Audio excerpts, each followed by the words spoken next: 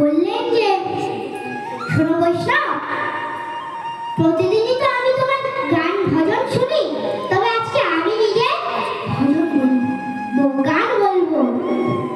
এরপর লক্ষ্মীরা নিজের মনের মতো করে সাজিয়ে সাজিয়ে গান বলতে লাগলো।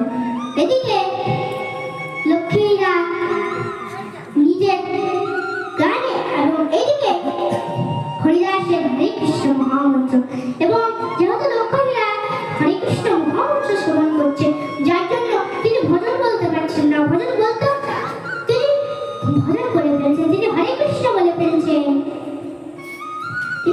তখন লক্ষ্মীরা চিন্তা করলেন যে কি ব্যাপার, আমি নিজের গান গাইতে গিয়ে বাবাজি হরে কৃষ্ণ কেন চলে আসছেন, তিনি হরে কৃষ্ণ কেন চলে আসছেন তা বুঝতে পারছেন না।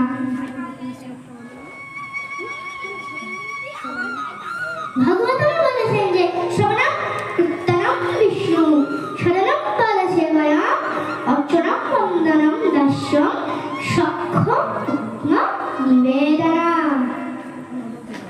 এই হলো নববিধা ভক্তি। নববিধার ভক্তি প্রথমেই হচ্ছে শ্রবণম, অর্থাৎ শ্রবণ করো। এরপর হচ্ছে কীর্তনম। তো লক্ষ্মীরা প্রথমে শ্রবণ করলো, এখন সে নিজের গান বলতে পারছে না, তার মধ্যে তার হরে কৃষ্ণ কীর্তনম যে রস ভক্তি, সেই কীর্তন চলে আসছে। এরপর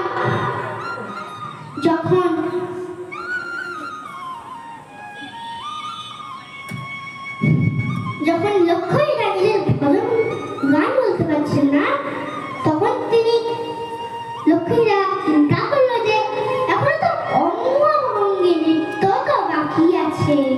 তখন তিনি অঙ্গভঙ্গি নৃত্য করা শুরু করে দিলেন, কিন্তু তাতে হরিদাসের মন ভুলানো হলো না। অবশেষে হরিদাস সেখান থেকে চলে গেল